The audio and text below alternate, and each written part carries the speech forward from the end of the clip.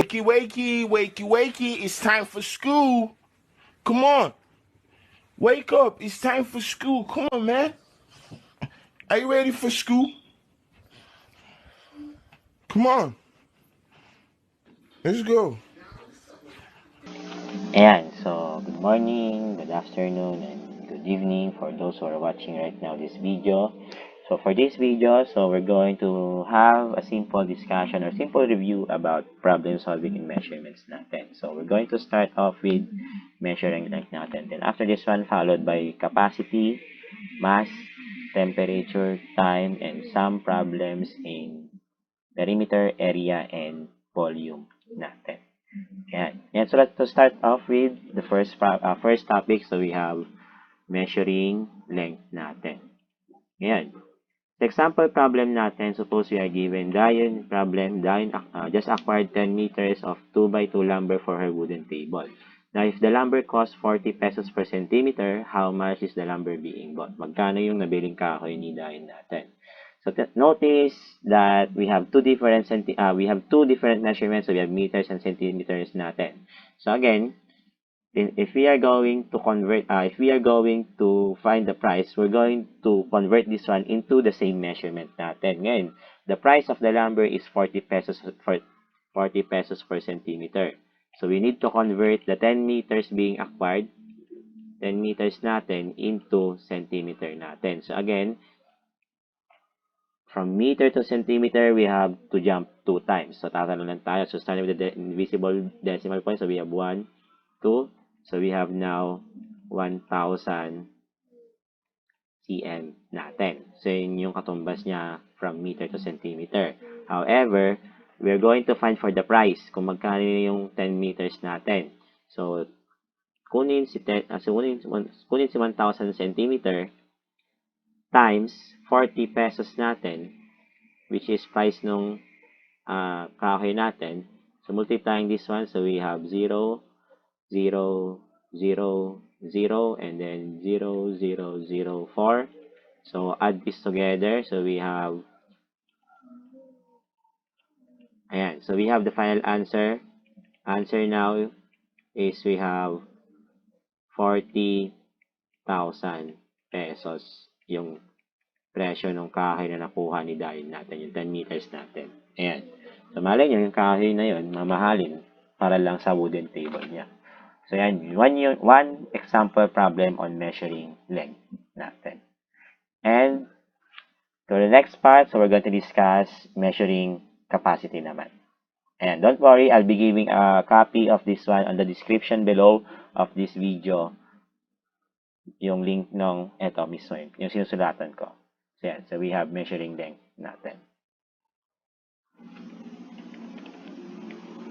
Ayan. So, for second topic natin, so we have measuring capacity. Na example problem number 2. Sana delivers 10 water containers to Cheyong every day.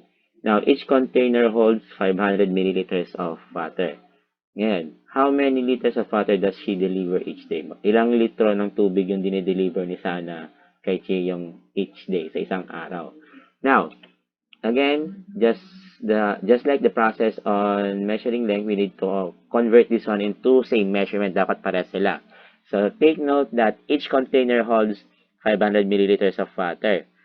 Kaso, ang tinatanong sa problem, how many liters yung dinideliver niya? So, we're going to convert 500 ml to liters natin.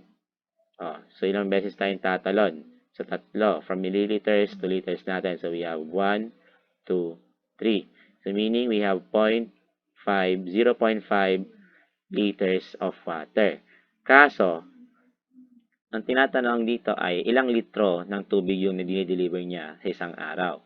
So, to find that one, so we're going to multiply now 10 to the liters natin. So, 10 times 0.5.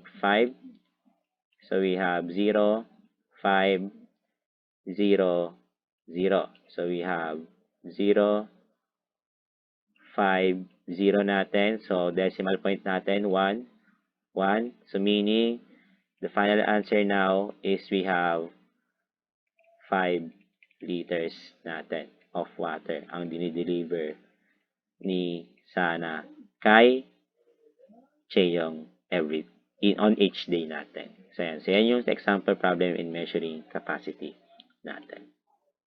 Yan. So moving on to the measuring mass naman natin. Ayan. So moving on to measuring mass natin. So for problem number 3 natin, so we went to fish market to buy seafood for her dinner. Now, she bought the following. So we have 3 kilograms of tuna meat, 4,000 grams of salmon meat, and 450 grams of seaweeds natin. Now, how many grams of seafood did she bought? Ilang gramo ng seafood yung nabili niya? Again, same concepts on measuring length and capacity. We need to have the same measurement, common measurement. So as you can see, we have 3 kilograms of tuna meat, 4,000 grams of salmon meat, and 450 grams of seaweed. Ngayon, among of these three given natin, so 3 kilograms is different to other given natin. So we're going to convert 3 kilograms into gram natin. So meaning we're going to convert this one. So from kilogram to gram, we're going to jump 3 times. So we have 1, 2, 3. So we have 3,000 grams of tuna meat natin. However, the problem is asking how many grams of seafood. So we're going to add all together. So we have 3,000 grams and then 4,000 grams of salmon meat, and we have 450 grams. So we have grams of tuna, salmon, and then seaweed. Tuloy. Ayan, sige. Minor mistake. Seaweed natin.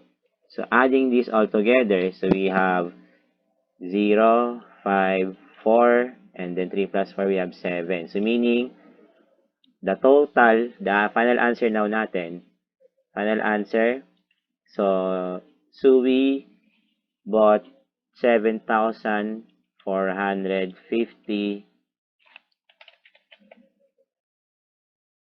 grams of seafood natin. Yan. So, yun yung process natin in measuring mass natin. Ayan. So, moving on to the next part of this video is we have temperature and then time natin. Ayan.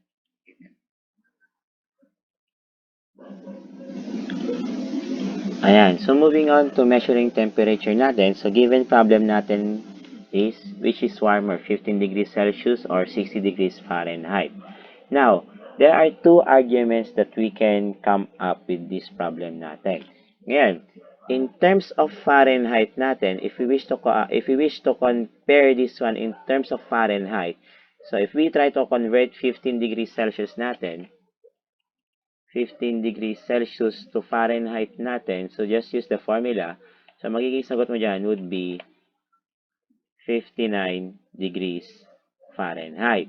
And if we try to compare 59 degrees Fahrenheit to 60 degrees Fahrenheit, so mas mainit po si 60 degrees Fahrenheit. Ngayon, second argument natin, so if we have Fahrenheit, then in terms of Celsius naman natin, so if we wish to convert 60 degrees Fahrenheit to degrees Celsius natin, so magiging result natin would be 55 degrees Celsius. And again, in terms of Celsius natin, so we have 15 degrees Celsius and 15.55 degrees Celsius natin, still mas mainit pa rin si 15.55 degrees kay 15 degrees. So therefore, the answer for this problem is we have mas mainit po si 60 degrees Fahrenheit. If the arguments are right, kung tama yung reasoning mo, kung tama yung reasoning natin dito. So again, in terms of Fahrenheit, mas mainit po si 60 degrees Fahrenheit.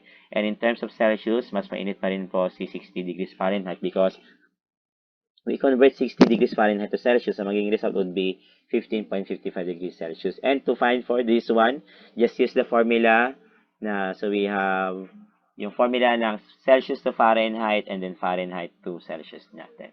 So, yan. So, yun yung sa measuring temperature natin. Again, to find for this one, just use the formula, yung dalawang formula na binigay sa inyo last time. So, that is all about measuring temperature natin. Ayan.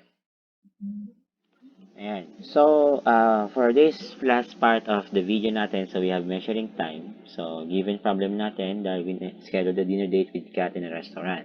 Now, Kat arrived on that restaurant at 5:20 p.m. But Darwin got a flat tire and the tire needs to fix it up. Kailangan ipa-vulcanize. Need to fix the tire. Now, Darwin arrived at 7:30 p.m. Now, how long did Kat waited for Darwin? Ilang oras nagantay si Kat kay Darwin? Now, to find the time na nagantay si Kat kay Darwin, so we're going to subtract. So, we have 7:30 p.m. minus 5:20 p.m. So, subtracting this one, 30 minus 20, so we have 10. And then 7 minus 5, so we have 2. And then 10. So, meaning the answer now, so she waited for 2 hours and 10 minutes. So, yan. So, ganun katagal nagantay si Kat para kay Darwin. Yun lang sa ating measuring time natin.